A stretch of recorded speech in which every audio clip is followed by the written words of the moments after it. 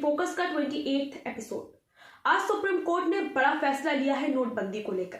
आइए आपको बताते हैं कि सुप्रीम कोर्ट ने नोटबंदी को लेकर अपना फाइनल क्या फैसला सुनाया है। इसके साथ ही 2000 के नोटों को लेकर और इसके पहले 500 और 1000 के नोटों को लेकर सुप्रीम कोर्ट ने क्या क्या प्रतिक्रियाएं दी हैं और साथ ही इसमें आरबीआई का कितना अहम रोल था।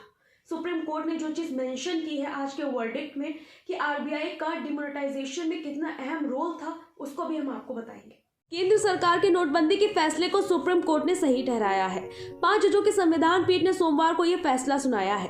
बेंच ने कहा कि 500 और 1000 के नोट बंद करने की प्रक्रिया में कोई भी गड़बड़ी नहीं हुई है। बेंच ने यह भी कहा कि आर्थिक फैसले को पलटा नहीं जा सकता। संविधान पीठ ने यह फैसला 4-1 के बहुमत से सुनाया है। जजों का कहना है कि नोटबंदी से पहले सरकार और आरबीआई के बीच बातचीत हुई थी। इससे यह माना जा सकता है कि नोटबंदी सरकार का मनमाना फैसला नहीं था। आर्थिक फैसले को पलटा नहीं जा सकता। बता दें कि आज की सुनवाई में जस्टिस बीवी नागरत्ना ने कहा कि फैसला गैर कानूनी था, इसे अध्यादेश की जगह कानून के जरिए लाना चाहिए था। सरकार के इस फैसले को सही बताने वाले जस्टिस बीआर गवई ने कहा कि नोटबंदी पर फैसला लेने के प्रोसेस पर सवाल नहीं उठाए जा सकते, क्योंकि सरकार और आरबीआई ने आपसी बातचीत से ये फैसला लिया था। नोटबंदी का मकसद हासिल किया जा सकता है या नहीं, इसका नोटबंदी के प्रोसेस से कोई संबंध नहीं है। 8 नवंबर 2016 को लिया गया सरकार का फैसला कानूनन ठीक है।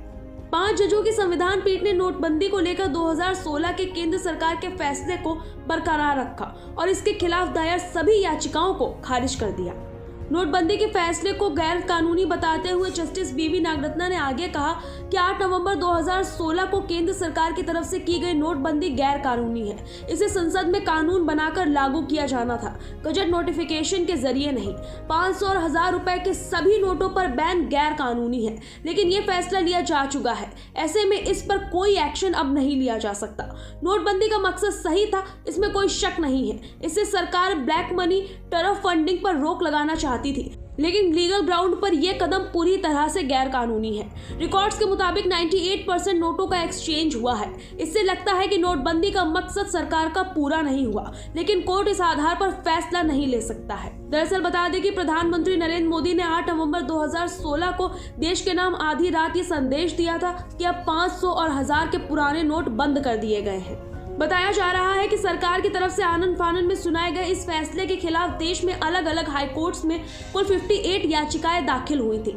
इन याचिकाओं में कहा गया था कि सरकार ने आरबीआई कानून 1934 की धारा 26(2) का इस्तेमाल करने में गलती की है। सुप्रीम कोर्ट ने सभी की सुनवाई एक साथ करने का आदेश दिया था। याचिकाकर्ताओं की दलील थी कि भारतीय रिजर्व बैंक अधिनियम की धारा 26(2) किसी विशेष मूल्य वर्ग की करेंसी नोटों को पूरी तरह से रद्द करने के लिए सरकार को अधिकृत नहीं करती है। ये केंद्र को एक खास सीरीज की करेंसी नोटों को रद्द करने का अधिकार देती है, न कि संपूर्ण करेंसी के नोटों को। मामले की सुनवाई के दौरान पूर्व वित्त मंत्री और कांग्रेस नेता पी चिदम्बरम ने दलील दी थी कि केंद्र सरकार खुद ऐसा कोई फैसला नहीं ले सकती और ऐसा केवल आरबीआई की केंद्रीय बोर्ड की सिफारिशों पर ही किया जा सकता है।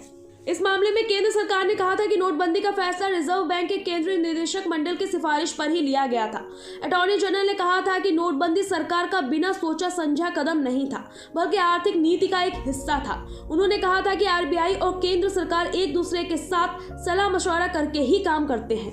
इधर आरबीआई ने भी कोर्ट को बताया था कि सेंट्रल बोर्ड की मीटिंग के दौरान आरबीआई जनरल रेगुलेशन 1949 की कोरम से जुड़ी शर्तों का पालन किया गया था। इस मीटिंग में आरबीआई गवर्नर के साथ साथ 2 डिप्टी गवर्नर और आरबीआई एक्ट के तहत नॉमिनेटेड 5 डायरेक्टर शामिल थे। सुप्रीम कोर्ट में सरकार ने कहा था कि यह जाली करेंसी, टेरर फंडिंग, काले धन और कर चोरी जैसी समस्याओं से निपटने की प्लानिंग का एक हिस्सा है और ये एक बेहद ही असरदार तरीका है। यह इकोनॉमी पॉलिसी में बदलाव से जुड़ी सीरीज का एक बड़ा कदम है। केंद्र ने सुप्रीम कोर्ट में आगे कहा था कि नोटबंदी से नकली नोटों में कमी, डिजिटल लेन देन में बढ़ोतरी, बेहिसाब आय का पता लगाने जैसे कई लाभ हुए हैं। अकेले अक्टूबर 2022 में 730 करोड़ का डिजिटल ट्रांजैक्शन हुआ, यानी एक महीने में 12 लाख करोड़ रुपए का लेन देन रिकॉर्ड किया गया है, जो 2016 में 1.9 लाख ट्रांजैक्शन यानी करीब 6,992 करोड़ रुपए था। सुप्रीम कोर्ट की संविधान पीठ ने नोटबंदी को सही ठहराने का फैसला सुनाते हुए कहा कि इस मामले में सरकार की नीति और नियति दोनों ही ठीक है। साथ ही इसके लिए केंद्र सरकार ने आरबीआई से मशवरा भी लिया है, लिहाजा नोटबंदी पर सवाल उठाने वाली सभी याचिकाएं खारिज की जाती हैं। हालांकि कोर्ट ने साफ कर दिया था कि नोटबंदी के फायदे नुकसान के आधार पर कोई फैसला नहीं सुनाया गया है। नोटबंदी करते समय सरकार को उम्मीद थी कि नोटबंदी से कम 3 से 4 लाख करोड़ रुपए का काला धन बाहर आ जाएगा। हालांकि पूरी कवायद में 1.3 लाख करोड़ रुपए का काला धन ही सामने आया है। वहीं नई करेंसी के नकली नोट भी कई जगह पकड़े गए हैं। बताया जाता है कि 6 साल पहले यानी 8 नवंबर को 500 और 1000 रुपए के 15.52 लाख करोड़ रुपए अर्थव्यवस्था से बाहर हुए थे। 2022 के अक्टूबर में एक रिपोर्ट में सामने आया था कि नोटबंदी के समय जारी किए गए 500 और 2000 के नोटों में से अब 9.21 लाख करोड़ रुपए गायब हो गए हैं। इनका हिसाब आरबीआई के पास भी नहीं है। आरबीआई द्वारा जारी किए गए डेटा के अनुसार 370 करोड़ के 2000 के नोट 6 साल में प्रिंट हुए हैं। 102 करोड़ नोट 6 साल में नष्ट किए गए हैं। 200 करोड़ से भी ज्यादा नोट के 2000 के नोट सर्कुलेशन में हैं। 214.2 करोड़ नोट ही 2021-22 में सर्कुलेशन में सामने आए हैं। 2016 में विवेक शर्मा ने याचिका दाखिल कर सरकार के फैसले को चुनौती दी थी। इसके बाद 57 और याचिकाएं दाखिल की गई। शुरुआत में इससे जुड़ी 3 याचिकाओं पर ही सुनवाई हो रही थी। बाद में सुप्रीम कोर्ट के निर्देश पर सभी याचिकाओं पर एक साथ सुनवाई हुई थी। 16 दिसंबर 2016 को ही ये केस संविधान पीठ को सौंपा गया था, लेकिन तब तक बेंच का गठन नहीं हो पाया था। 15 नवंबर 2016 को उस समय के चीफ जस्टिस टी.एस. ठाकुर ने मोदी सरकार के इस फैसले की तारीफ भी की थी। सुप्रीम कोर्ट में याचिकाकर्ता के वकीलों ने सरकार की नोटबंदी की योजना में कई कानूनी गलतियां निकाली थी, जिसके बाद 16 दिसंबर 2016 को सुप्रीम कोर्ट ने इस मामले को 5 जजों की संविधान पीठ को भेज दिया था। तब कोर्ट ने सरकार के इस फैसले पर कोई अंतरिम आदेश देने से साफ इनकार कर दिया था। यहां तक कि कोर्ट ने नोटबंदी के मामले पर अलग अलग हाईकोर्ट में दायर याचिकाओं पर सुनवाई पर भी रोक लगा दी थी। आप इन खबरों को लेकर अपना क्या रुख रखते हैं, हमें कमेंट करके जरूर बताइएगा। देश और दुनिया से जुड़ी तमाम खबरों के लिए आप देखते रहिए टू द वर्ल्ड।